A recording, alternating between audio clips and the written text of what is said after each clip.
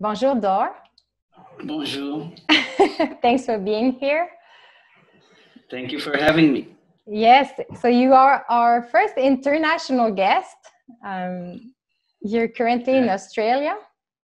Yeah. And Yeah. so sorry, go ahead. No, I'm in the future now. It's you're in evening and I'm like a day after. Yeah, exactly. So it's in the evening for me, and then you start your day, and maybe after our call, you're gonna go surfing. Yeah, definitely. last time we talked, it was about time you wanted to go outside and surf, which is quite awesome. Yeah. So today we're gonna talk about your project and your background. You are the co-founder of Moving Creatures, which I discovered, I think, by Instagram, maybe seeing I don't know if it was an advertising or an hashtag, and I just fell in love with it. I followed your company and just wanted to talk to you. And you have a background in education, which is also very interesting since we love learning. So today we're going to talk about play and learning in a playful way. I think some themes that might emerge. So we can start right off by presenting actually Moving Creatures. So what is it actually? So we create simple and meaningful movement games so that parents and children can play inside the house. So we have many years in background in martial arts, in yoga, in dance, and we cultivated many games and collected through the years and created really a lot of physical games that you can play in like 2 meters square in your living room. You can also play them outside, but like our project is based for inside, like for now at least. And it was before we were all confined in our homes, I think, that you did all that. Yeah. It was like the pandemic came as an accident, and it actually when it happened, we decided all of the games are in the pilot mode, and we decided to release them out so people can have a bit of a release and can enjoy the time with their children and be productive and make it a meaningful time. So that was how it started. It started very rashly, like very fast, so we can get out to help people. And now we are creating some new products and new games and proceeding with it. Even if it was rushed, it's very good because I didn't notice it was a pilot project. So if it that's good feedback.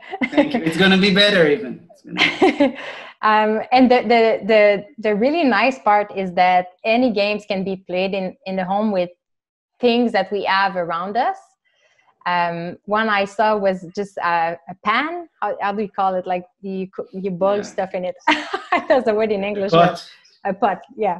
So I don't know if can you describe, for example, one video that people can imagine before they go online and see it?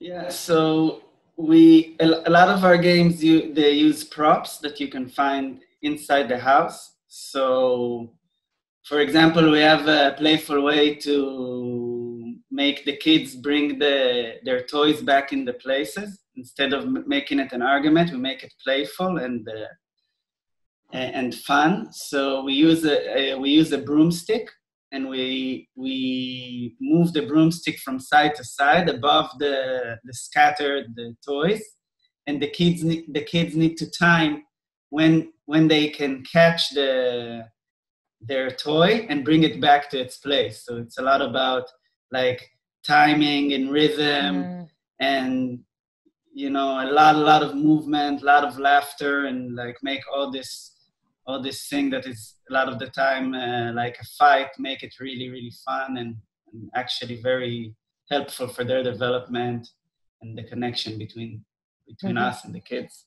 Yeah, and we have many more. Yeah, everything that there is like a pillow, a pot, a pan, a broom, everything we found in the house, we made it a game. How do you call the things to clip the clothes outside?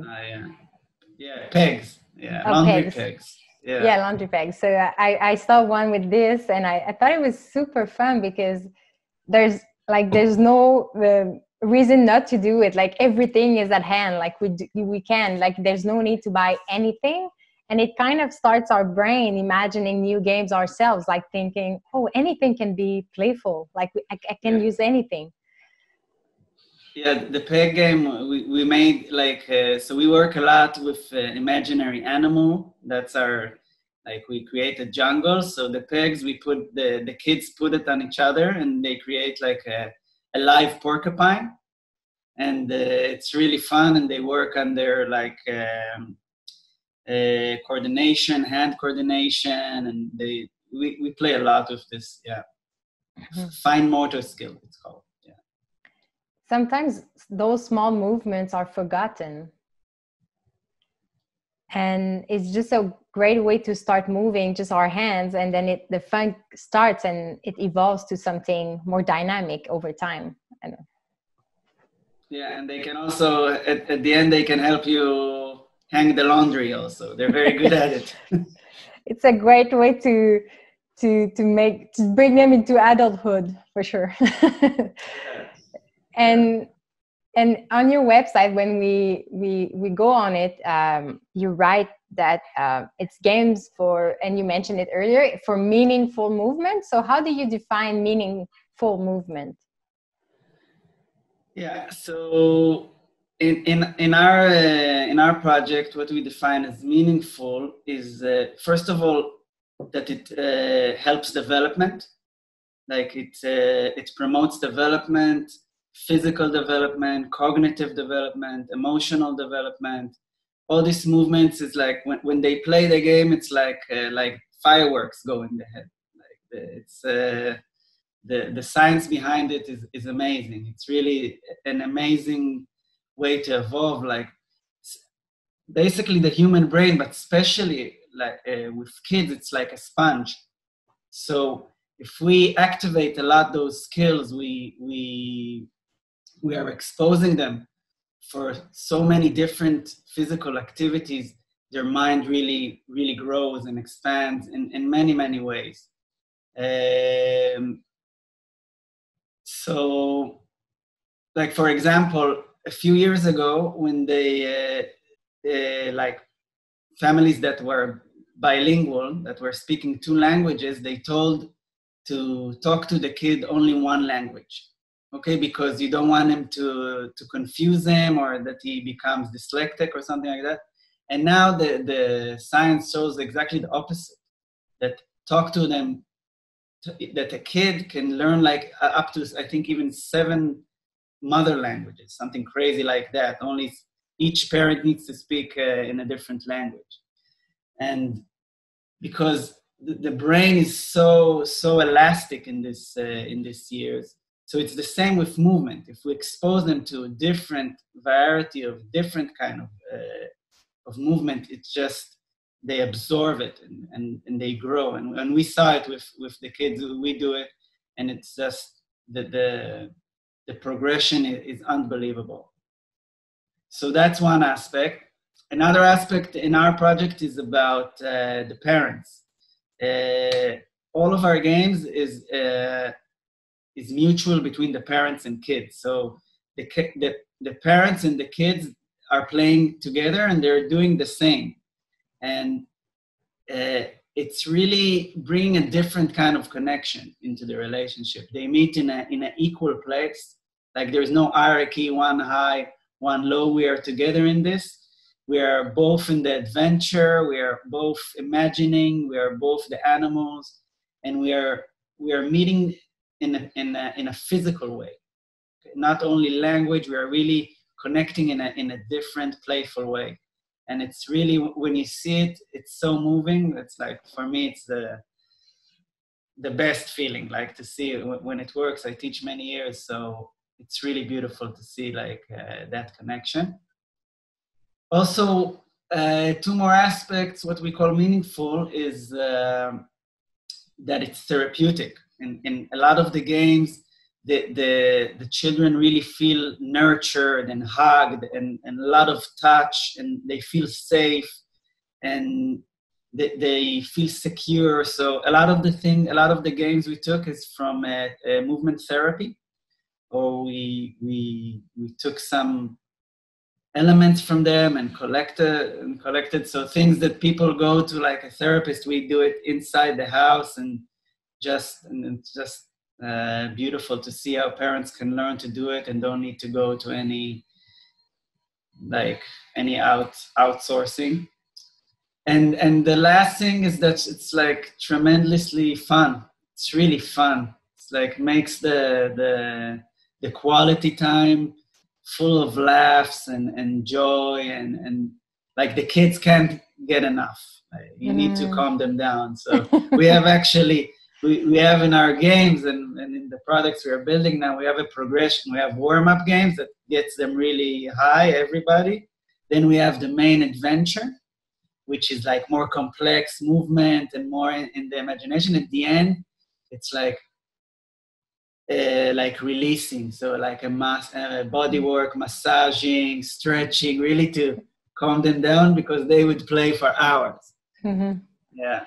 So in a lot of the ways, it's very meaningful to the parents also, because we really focus here on the parents, because the parents' role is so important, because the kids are already in movement. They're already excited. They always want to play. But our games are different in the way that we bring parents into movement, back into movement. Or like we call it, like their inner child meets their own child. And it's a beautiful encounter. So all of these things like create a real meaningful time. And if you do it also consistently, then the progression for the kids' motor skills and the connection between you, it really grows and strengthens, and it's really beautiful to see. Yeah. Yes, it's quite impressive. You told me just by the time you made the videos, I think it's the niece and the nephew of your partner in the project. Yeah. Just by the time doing this, you already saw improvement in the kids. Yeah, so because me and my partner, we teach many years martial arts and dance to kids. So we really have an eye for it, like which age is like the level which is appropriate, or more or less, like each kid is different, but we have like this average. So after we were just playing around with it, and their nephew, his niece and nephew were at that time, Onyx, the girl, she was 2.5 years old, and the boy was 3.5. And after 8 months, they reached a level of 6 years old and 7-year-old movement development.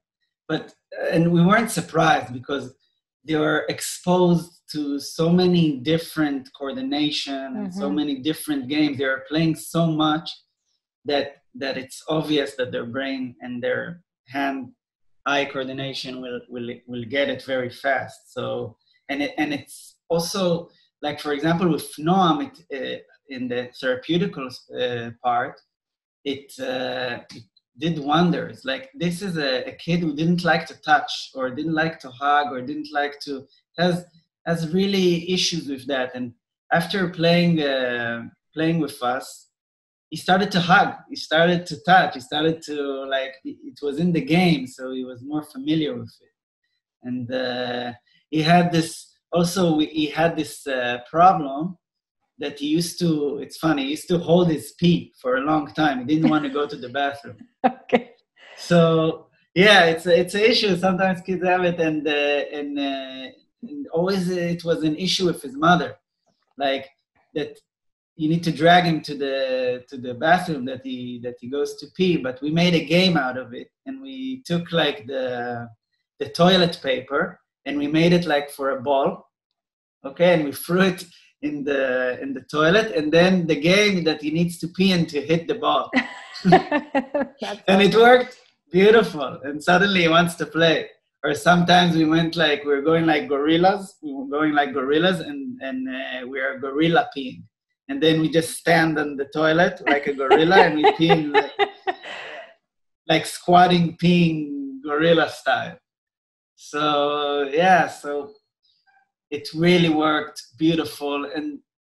And then I talked to my partner. I said, we can, like, everybody can do it. We can teach this. We don't need people always to bring it to the after hours or to, and also it's little kids. So just play in the house, and so we can really, then we really got into it. We really started to explore a lot of movement worlds. We did courses, coordination, yoga, mindfulness. We started, I really started to learn neuroscience for movement and psychology. And so this world doesn't end. And we just bring it in, we try to bring as much as we can for people to enjoy and to learn. And what I like about it, that it never ends. You can always learn more, and we can learn. And the beautiful thing, you learn a lot from the kids, because you just need to leave them the props, or just give them the ideas, and then they create tons of things. They are much more open than us now. So just let them play, and we learn. Absolutely. Yeah. I love this vision of the relationship between the kids and the parents. And actually, Vince and I, last year, we did some small workshops during sports events, and we were there to kind of entertain the families that were waiting for the athletes to do the competition.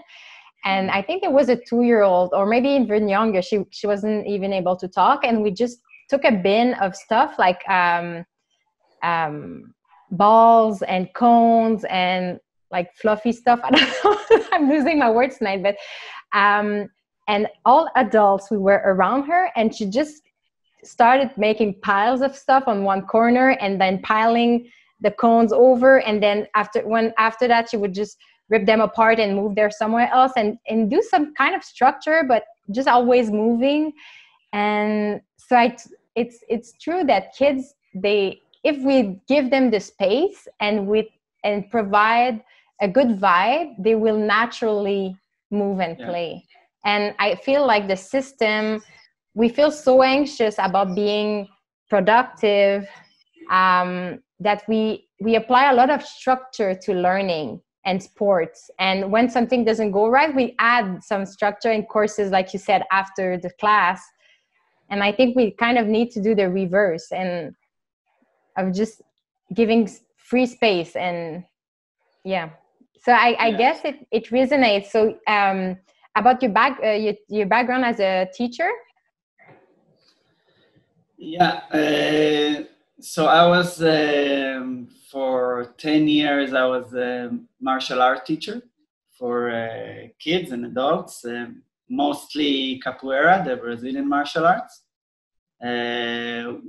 which is a very creative art, because it includes a lot of kicks and acrobatics and music, and it's like a folklore of art. So you have a lot of things you can teach from that. And after 10 years, I moved into formal education. I worked with, mainly I work with the, how do you say it, youth at risk. I worked for years with refugees and asylum seekers and kids in the lowest, the edges of society. What brought you to these kids? So it's a question. It's interesting because both it's connected to my partner. Both the story. It's the first thing that brought me to education, to teaching martial arts, is I went to, when I finished. I'm from Israel, so when I finished the army, I did what most Israeli do. They go for almost a year trip to forget the army. So I went to Brazil. It was like a dream of mine. It's the It's the mother of capoeira. It's where it all began, and I was practicing for years. And then my master there, he had an amazing project. He worked with hundreds or maybe thousands of students from the favelas, from the poor areas of Brazil.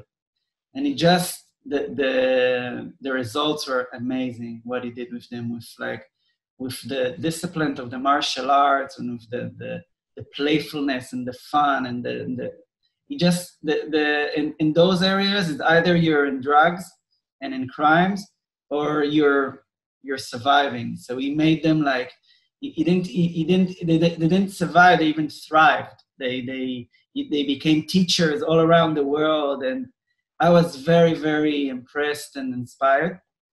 So when I came back to Israel, I was 22, 23 in that time.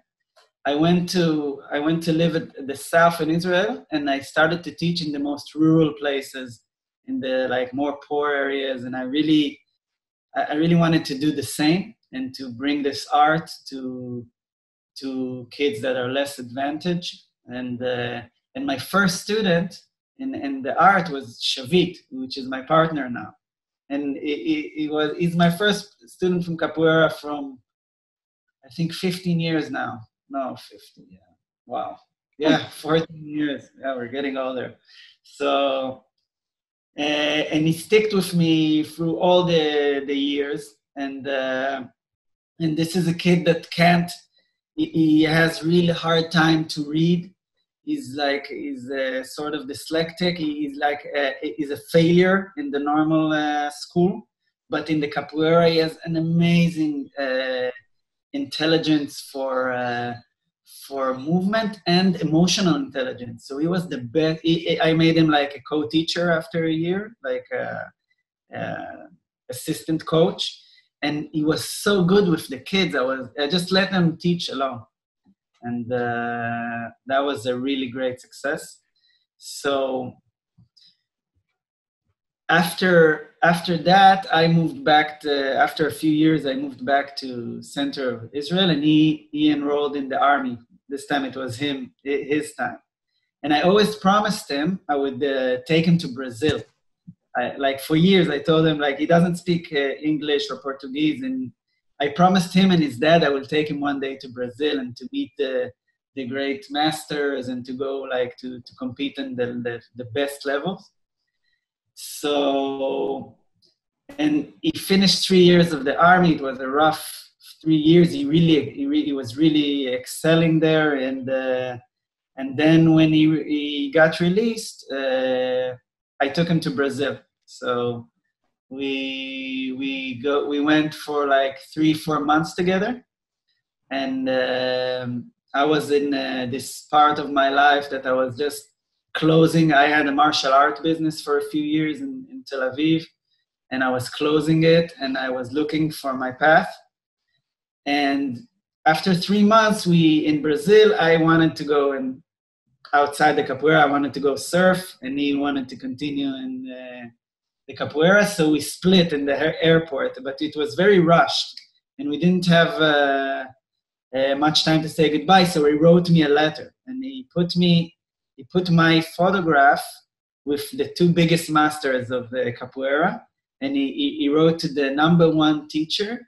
And the first sentence he wrote, it's like, "Look what you did. You even made me write," because he was never writing. So from that letter on, I said, okay, I know where is my destination. I'm going into education, and I'm going even into more hardcore education. And from that, I started to develop a lot of personalized education programs that, like Shavit, each one can find his strength and to prosper, and that's what I believe in, and not the regular system, which one size fits all. And it's funny, we kept a really close relationship, and now we are building this baby to the world, this new thing that is the creation of both of us, and it's very moving. And I think we come from a really good place, and we come to bring a lot of good, and we have a lot of knowledge. And he is, by the way, the biggest teacher in the south of Israel now. He's very successful, and he took and he's teaching in the most rural, poor places in the desert, and he's doing a great job. And so now we're in his. I pushed him into do something like, okay, let's go global. I moved to Australia with my partner, so and now you're in Quebec, so it's working. Yeah. When it's time for the winter sports, you can come. Yeah, for sure. It's beautiful. It's very beautiful. You kind of mentioned it the first time we talked, and I didn't know all the details. It's very, very moving, and I can imagine the sense of purpose you might have now, and just seeing the type of impact you can have on someone's life. And I do believe that you're a good place, because we kind of feel this great energy seeing the website. I think that's what I like. It's very simple, very clear, but I kind of had this feeling that it was kind of well thought out, and I'm happy to discover that it's grounded in such a great story. Actually, it's very nice. And so Shavit doesn't speak English, so I couldn't have him on the podcast for now. So yeah, he speaks. He's very hard on himself. You can communicate, but it's it will be in basic level. Okay. So. But he speaks good with his body. So if you want to learn, we watch the videos. Yeah, he always says, the podcast and stuff you do. Actually, he didn't know what's a podcast. Now I taught him. That was new. It didn't reach the south of Israel yet. Well, now it's reaching there. It's beautiful to see also that movement has benefits that are not physical, only physical. Like we call it physical activity. So we kind of focus on the muscles, how we look, like the visual of the movement. But moving in so many different ways is just a way to get to live a nice moment or to accomplish something bigger. And I like that so far you highlighted most of benefits that are not physical. It's like emotional, it's social, it's the bond in the family. Cognitive, like the research shows, and I'm coming from schools, like if you work on like some kind of movements that are cross-lateral or stuff, you can really improve reading and writing, and you can solve a lot of problems that come up later in life and in education. And then they just give usually they give pills to the kids. In the last school I worked, it was half a pharmacy. Like we're a semi-pharmacy, semi-school, because they took so many pills like Ritalin for behavior, and the kids actually were needing it at that point. But if at the beginning they were properly brought up, and were exposed to more movement, to many stuff, we can actually solve it, or prevent from it to escalate. Also, the things I saw in schools, and it's no secret that like youth and kids today are really, as we are all, addicted to their screens, and they are really, it's weird communication. So they really need to move and get off the screen and to interact in a more human way, I would say, or so our project is some kind of a bridge in that way, that it uses technology for the benefits of moving and for the benefits of living. And after you get the gain, you don't need the screen anymore. So at the beginning, when we thought about the project, we said, no screens. We're going to do workshops. We're going to teach kids and parents. But then we understood that you don't want to go against what's going on, because we all use the screens and the cell phones. we want to use it for our benefit and not to be enslaved by it. So that's and now we are really happy because we see how many people we can reach and all over the world, and we have we have reached people from every country. The first video we put, we had like 80,000 views. We were really amazed. Wow. Yeah, I was really happy about it. And so it's resonating with people. I think it's a really gives a great solution and a great activity for spending time together, like real quality time. Yeah, the videos are not targeting the kids. Like, it's not a video that the kids has to follow live. It's I think it's for the parents. Then you see the video, you learn the game, and then you replicate it at home.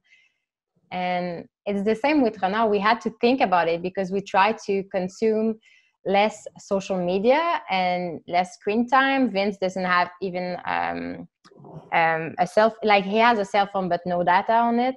We share, but at the same time there are still very good stuff with screens. Like the internet helps us reach people all over the world, which is very interesting. And I think we need to just be conscious of how we consume the internet, because some stuff is very it can enhance our life, and some stuff is just poor. It's like the junk food of content. It's just a waste of time. It's a good expression.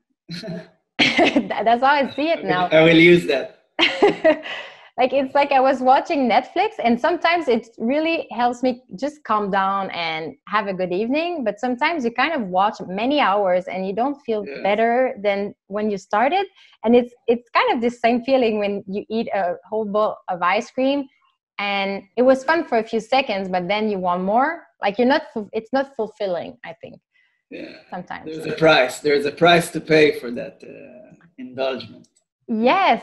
And the fact that we spend so many hours on the screens in itself, well, we're not moving, but it also means that this precious time is not used for something else. And interaction with people. So how I think it's a lot of balance. Yeah. Especially with parents, like it's so hard to be a parent, and like you need to do so many things at once, and so a lot of the time they use the screens so they can have time to rest or to cook or to this. And the kids love it, but you got to be mindful. You gotta know how much time, and then what content to look at or the kids are looking at. And it would be the best if you look at the content with them, and then ask them question about it and see what they're learning and like be more involved. But yeah, like each family has its own boundaries and rules, and it's great. Like each one should decide for himself. We are just giving another tool in the toolbox of parenting, and a part of this movement culture to bring us back, or to remind ourselves that we are moving creatures and we are not like a body that holds a head. Yeah. It's weird. I saw my body the same way before. My body was just the carrier of my brain. And I thought I was aiming for the minimal movement I needed just to function. But it was kind of frustrating to need to go to the gym to make my body move. Like, it was kind of a chore. And I think it's just my personal mission to flip this perception in people's minds, because I think there's a lot of suffering and guilt around moving. And like, we feel like we have to, but we don't really want to. And it's very different to see this as a obligation than like an energy that comes from inside, like a deep desire to move. Like you said, like a child, like to connect with this place inside of us that just gives us energy and gives us the desire to. Yeah, I think what you're doing, that you're bringing movement into the daily life, like to not just that 1 hour that I go to the gym or do yoga, whatever, but to to feel like I'm a moving creature in everything I do. So I think it's a lot about, I think it's the way we are brought up. We are like, as kids, you're sit for 6-7 hours in chairs, and then you have, I don't know how it is in Quebec, you're probably more progressed, but in Israel, it's like you have 2 hours a week of physical activity, It's the that's same all. here. And so that's how the system says, okay, you need to use like the brain 95% of the time, and to memorize stuff and sit, and they sit you down. And then as parents, a lot of, like, for example, my father had a really poor lifestyle in the way he handled his physical body and health. So they model it to us, like the parent. That's why one of the things that is so important for me, that the parents will be engaged, is that if you want your kids to have a healthy and moving and life, then you should model it, because there is no better teaching than having to model what you want them to learn, and to have a good connection with them. That's, from all the years I know in education, there's nothing that works better, connection and modeling the thing you want them to adopt. Because if you're like, you're saying one thing and you do the other, then everybody can see it, even a small child, and that's what they learn. So, and I think it's about momentum. When you start getting into movement, you're getting into movement. And like, for me, I need it. I'm moving for many years. I need it. Like, it's not I have to do it for my health. If I don't move intensively through the week, I will feel horrible. Like, I don't know, maybe it's the opposite. Now I'm addicted to it, but it just makes me feel good, So, and I play a lot, and I'm almost 40 now, and I never stop playing. And here, actually, in Australia, I'm really inspired by many adults, because I go to the beach. I surf with 70-year-olds. Like, it's amazing. You see like people here in the village. It's a surf village. They run 50, 60. They run when there's waves. You see them run in the streets with their surfboard, and they're very, very active.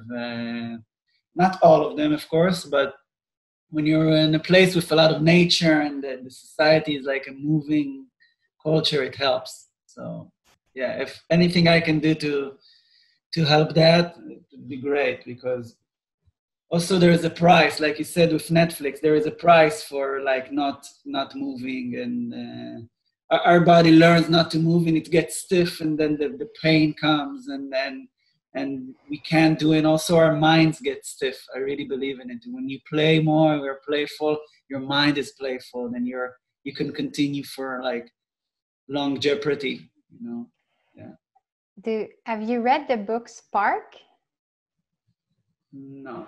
It's a great book from a teacher at Harvard, a researcher at Harvard. Is in neuroscience, and he really his book is sometimes hard to read, because it names a lot of research that have been done, and it goes into great details of the brain, which I'm not used to, but what you just said is super interesting, because when I thought of movement, I thought it was good for on a hormonal side. Like, you get a rush and then you feel better because you have a better hormones in your brain, right? But it kind of brings the idea that moving just helps you build neurons.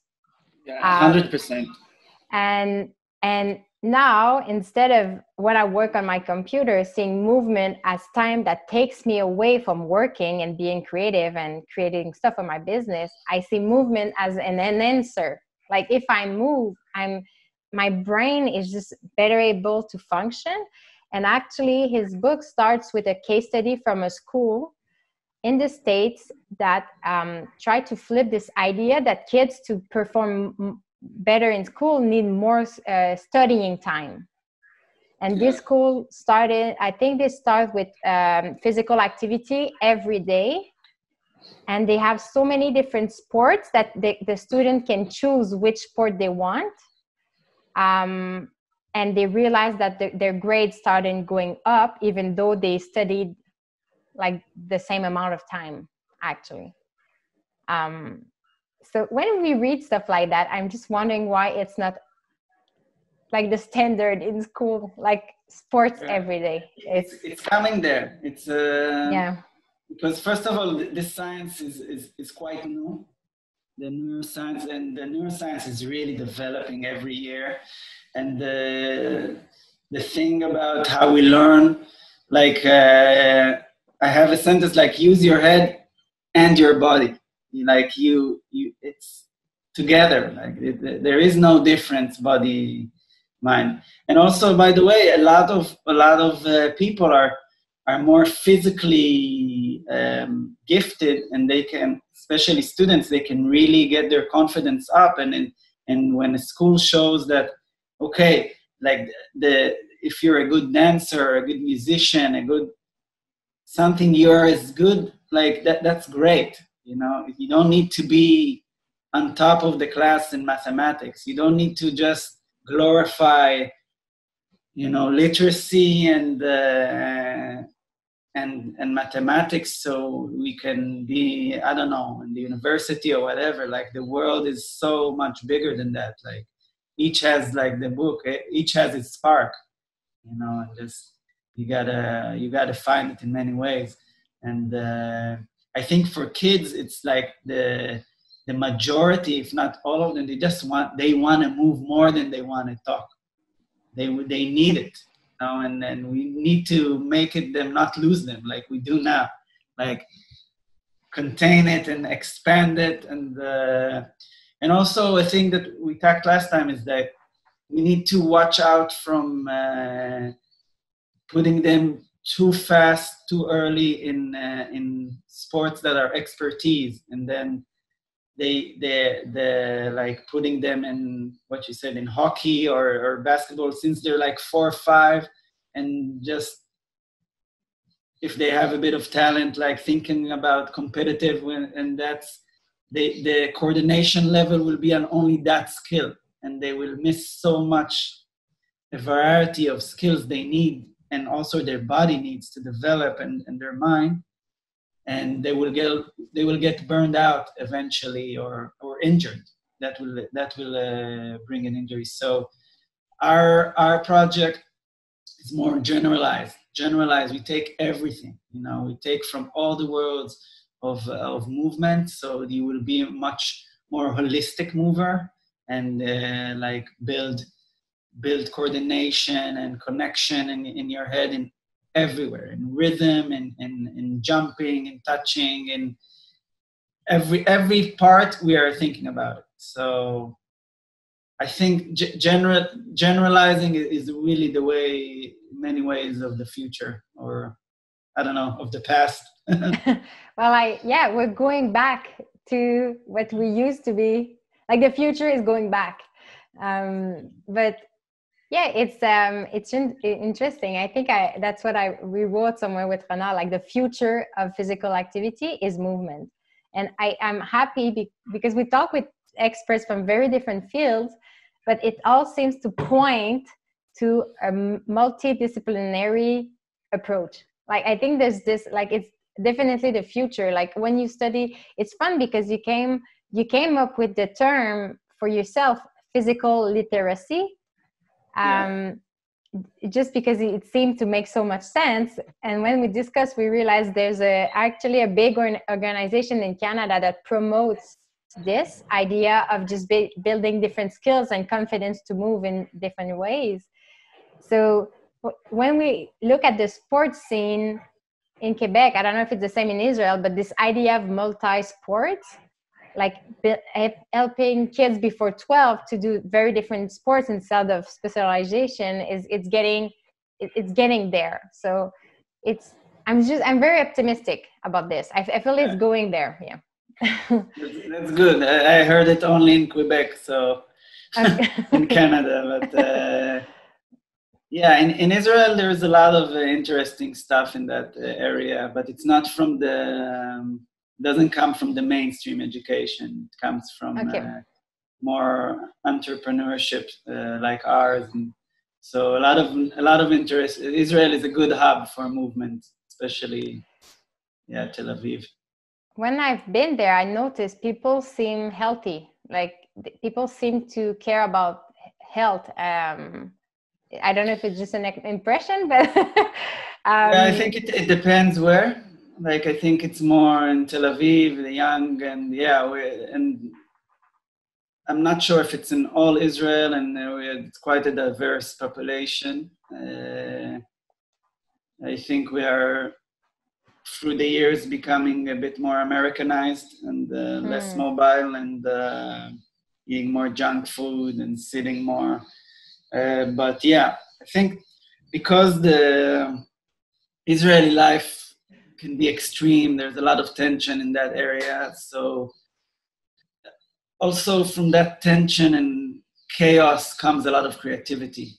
Like, it just happens. I don't know why exactly, but a lot of creation is happening there. So a lot of new interesting movement disciplines are either adopted or being invented, or like yeah. So I think it's I can name a few things that are really good in Israel, like Gaga of the Batsheva company, which is an extraordinary improvisation way. They really brought dance to people. You see, like, a Gaga you see it's like a huge party with like 80 people, from 20-year-olds to 80-year-olds, all doing their thing, and it's just really inspiring. You have Ido Portal that came from there, which started really a big talk about movement culture. It's also from my background, from capoeira, and yeah, a lot of capoeira and contact improvisation and circus and many things. Yeah, acrobalance. That's Nice.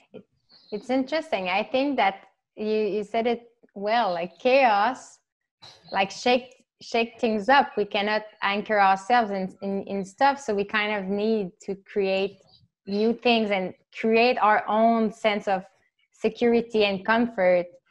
And I have a friend who was in Denmark during the confinement, and she told me that she was surprised because she said the city, like their urbanistic approach is awesome and their vision of health and community is awesome, but she felt that the country is so comfortable that to some extent it kind of stops some creative endeavors. Like when you have everything you need, like too much comfort brings some heaviness, and you don't need to reinvent stuff. It's everything works quite fine, right? So I can imagine that in Israel, where there's a lot of I was gonna say kind of drama, and you kind of need this.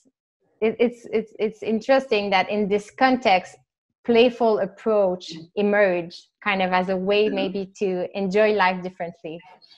Yeah, maybe it's a psychological need.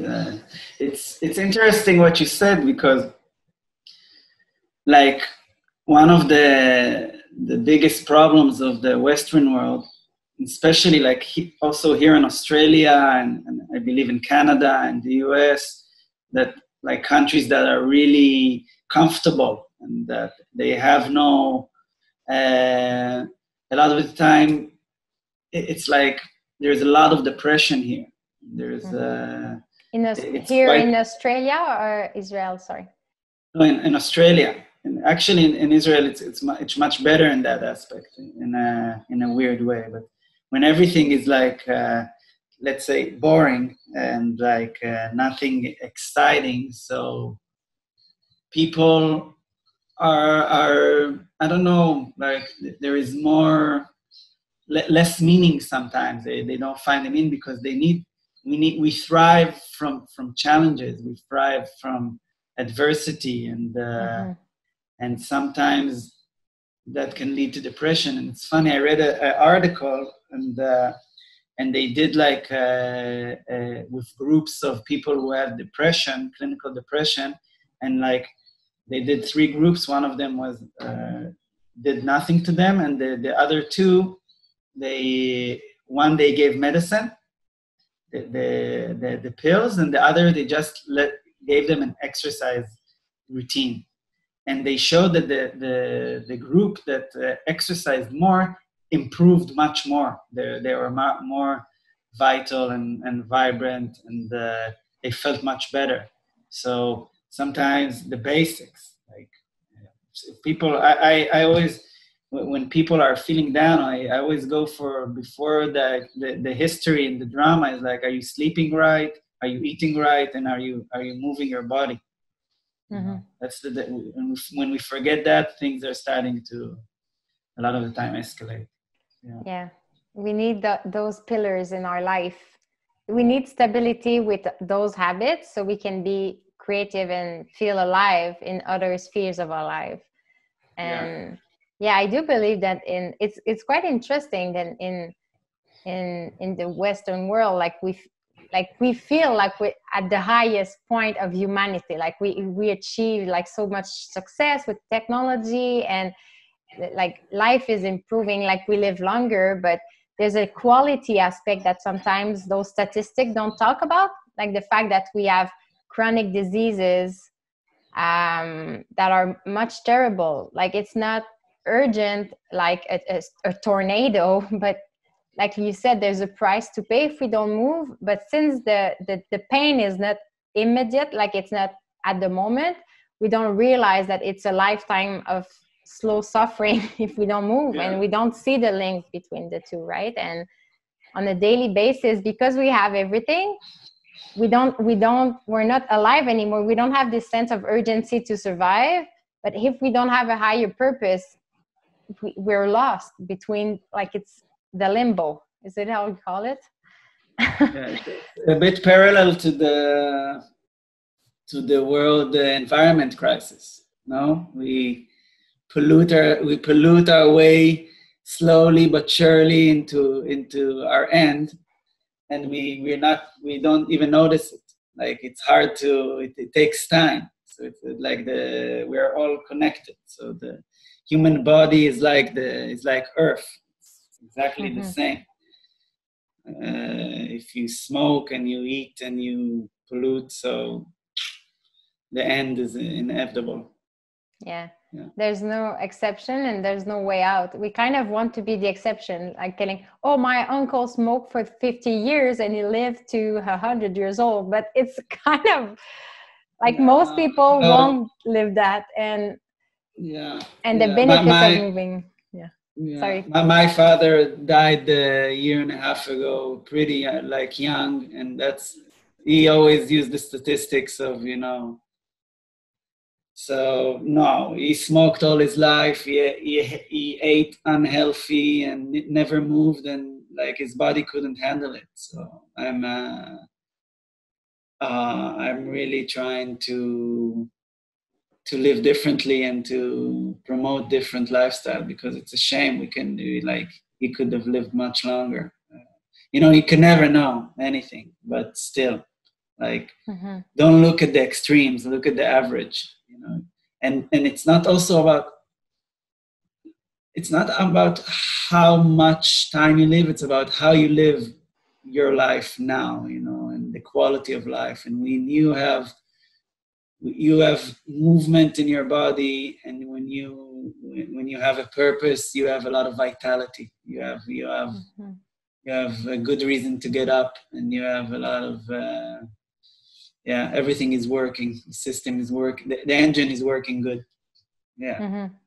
It's quite hard to describe the difference between being okay and thriving.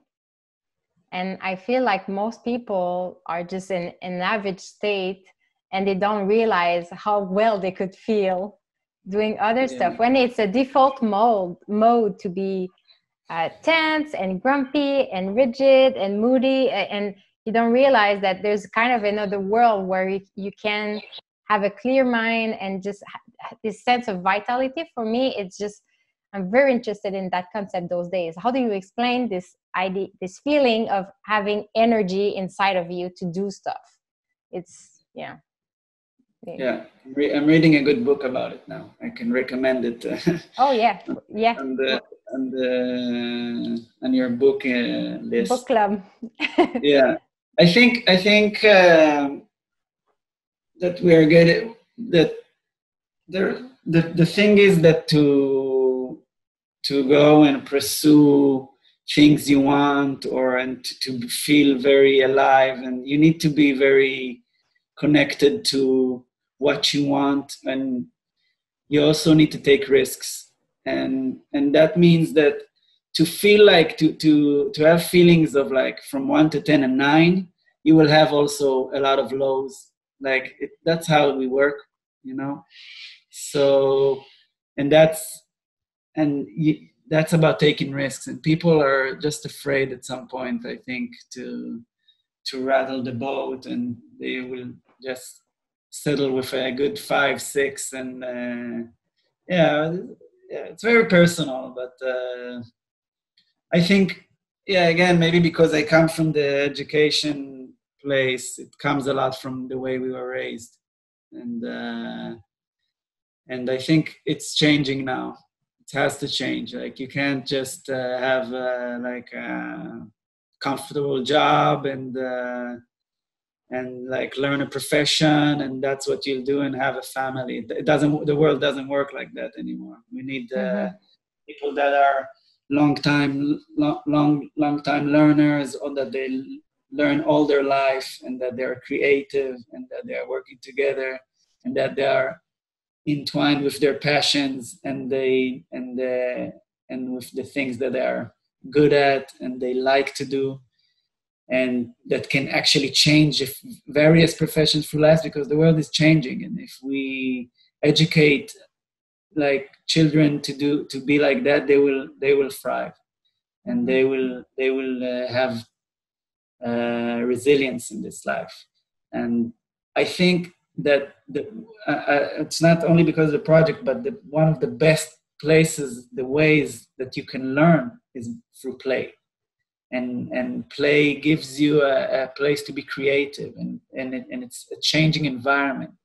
And especially, I will take play to places that are not competitive, especially in young ages, but also like there is no end line. It's not like that's a lie. That's like, okay, we win and that's it. I'm there. No, like to enjoy the process of the game, to enjoy the game, like to enjoy life, not to reach, okay, when I have a family, I will be happy. When I get this job, I will be happy, whatever. So just enjoying the moment and the game, and to be present in the activities, the best thing you can learn, teach. And actually, I think as parents, we can learn this from our kids, because kids are completely in it, and they have this beginner mindset, like it's a Zen expression. They see things for they're new, and they're curious, and they are very much alive. So we can learn this thing we forgot from them. That's another aspect. That's why I really want parents to play with their kids, and to do this. And they I think maybe sometimes the parents learn more, you know, and they relive their childhood in an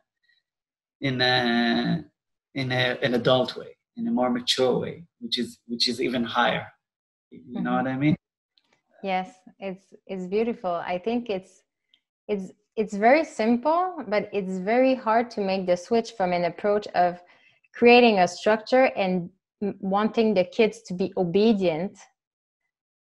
If we promote obedience, we cannot have creative people. It's just, there are some things that don't work. Like being creative is about questioning the norms and questioning how things work and the structures.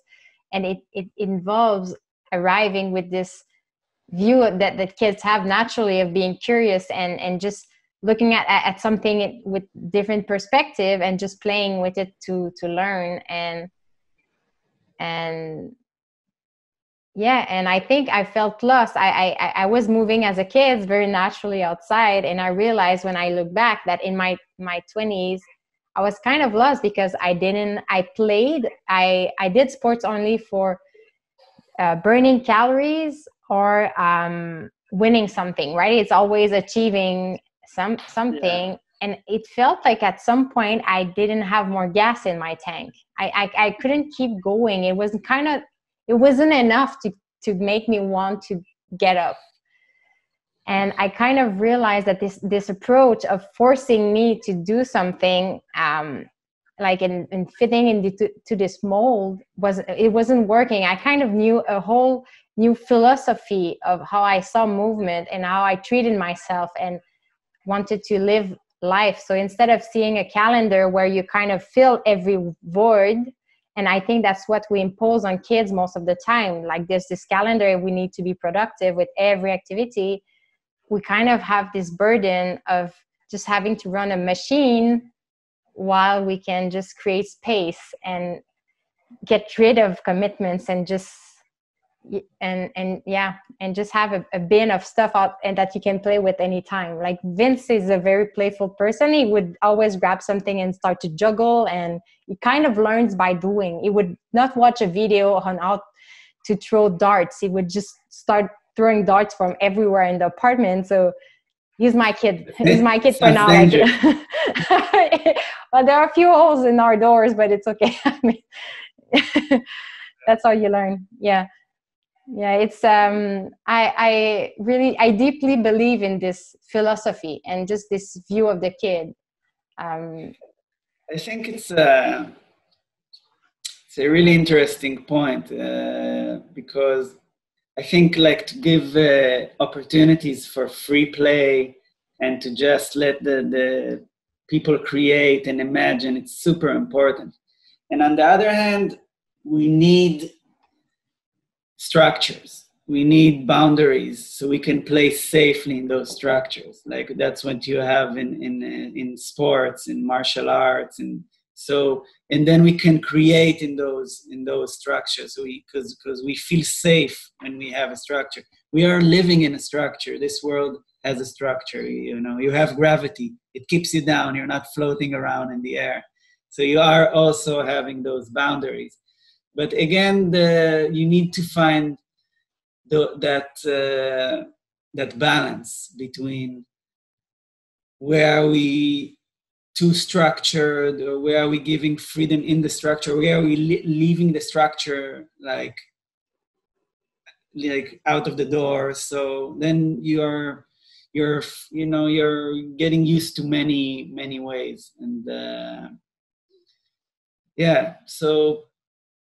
Yeah, like build boxes and then break them, and then some say like you need to become. I don't remember who said it, but to become a good painter, you need to learn like 10 years the technique, and then 10 years you need to unlearn the technique. Yeah. So you can really do something. So it's a mixture between. I wouldn't say it's only like okay, just. Let's raise the kids and then alone, let them be in the forest and in the wild. Yeah, so it's kind of a mixture, and it varies from different people. And I think as a parent or as a teacher, it's very important to see each child. Not even as a teacher, as a person, as a human being, like to see that each one is something else and something is special, and it needs its own approach, and don't try to fit everything like our society does. Now the house we're renting here, the woman sews, like she does all of our clothing. And I thought I see I think it's the most beautiful thing. Like I sometimes wear it, just try it out, and it like feels so much better and so much more intimate and unique when you have like not one size fits, bought it in H&M stuff, you know, something that is really nice for you. It has a different quality. Mm-hmm. So like in our project, we give ideas, but we really want to encourage the parents and the kids to take it to their own worlds and then to share it with us and give us, okay, what's your take? Because you put two pots and you say, okay, we have a game like crossing the crocodile river, but then the kid after like give him a bit of time to look at it, he has a different imagination and he takes it to a different place. And so he learned a few things from us, and it started something. It started a conversation, it started something, and then he has the freedom to take it to any place. Yeah. So. Yeah, it's great discussion and the balance between order and chaos. Vince and I, we talk a lot about it, order and chaos. When our life becomes too rigid, we try to, we build we are very disciplined in some habits like sleeping, eating, and we realize that it gave us more freedom to be creative in our business. And I think it's, like you said, the same with movement. If we equip people with skills, like basic skills, and it becomes natural to jump and swim and turn and throw stuff, then the game starts, because you're not thinking about what you're supposed to do or how mechanically you're supposed to move. Yeah. You just do it. Yeah. The habits give you a freedom, like what we say. It's martial art, dance technique gives you freedom to do a lot of stuff there after, you know. But don't be a slave to the technique. Don't be thinking, okay, this is the only way to do it. There is like endless amounts of ways to do this. But you have mastered one, and now you can use it and learn and to implement what you have learned into how you learn stuff, you know. So yeah, it's a balance. Yeah, it's a good thing between chaos and order. So you need to find that balance for you. It's probably it's changing.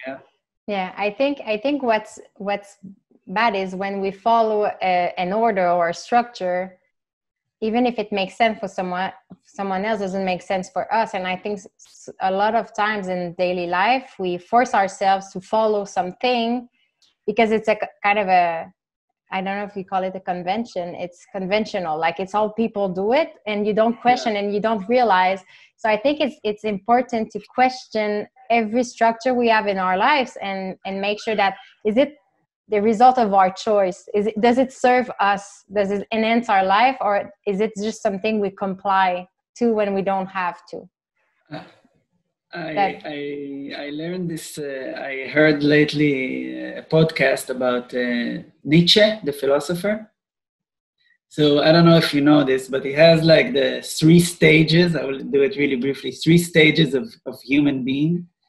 And like he does it like the first stage, which he says like 90% or more of the people will stay in, is the camel. When you just get like, you just carry everything on you. All the stories they told you in your life, you just agree and you don't question it. And you're like, okay, religion and society and my country and my nationality and how to behave to people. You don't question anything.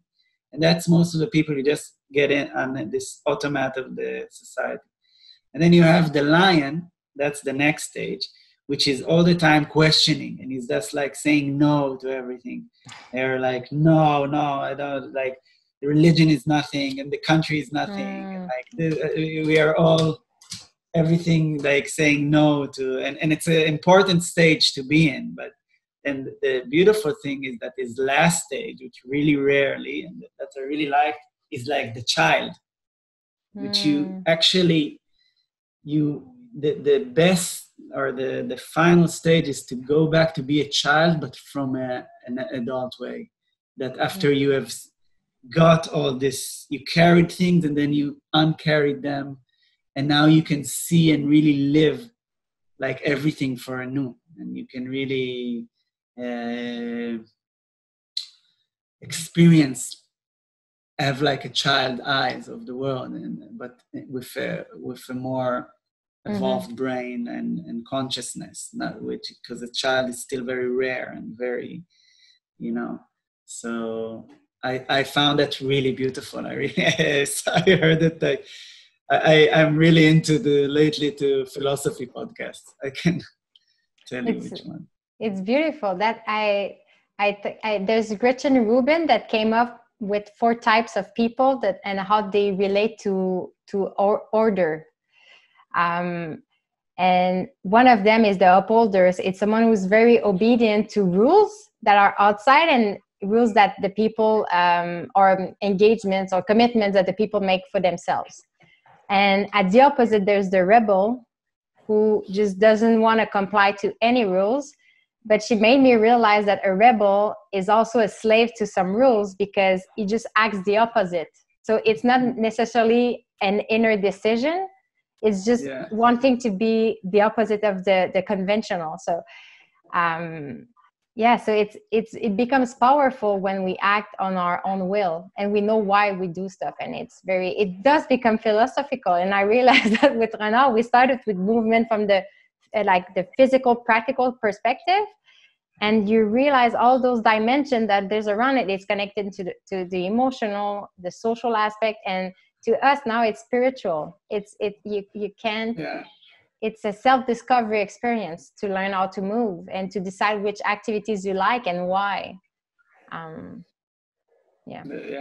Because it's mind and body. It's all together. So that's the path we need to explore as moving beings. Moving creatures. I love that. Moving creature. Yeah, my partner. She thought of it. Okay. Yeah. Well, a thumbs up. That's very awesome. So if people want to follow what you're doing, I think you're active on the classic social medias. What's the best way to find you guys?